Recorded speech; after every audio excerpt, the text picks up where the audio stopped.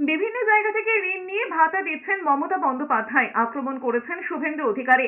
সন্দেশখালী সভা থেকে রাজ্যের বিরোধী দলনেতা বলেছেন, কেন্দ্রের থেকে ঋণ নিয়ে আবাসের টাকা দিচ্ছেন মমতা বন্দ্যোপাধ্যায়। তিনি আরো বলেছেন, মমতা বন্দ্যোপাধ্যায় এ রাজ্যে মানুষের মাথায় 6 লাখ কোটি টাকা ঋণের বোঝা চাপিয়েছেন।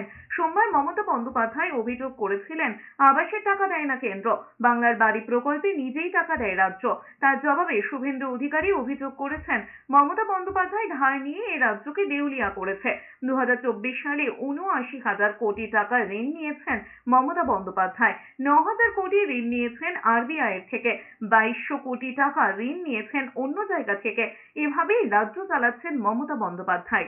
আপনাদের এই যে ভাতা, বার্ধক্য, বিধবা, দিব্যাঙ্গ ভাতা, এ ভারত সরকারের NSAP national social assistant programme কে চালু করেছিল?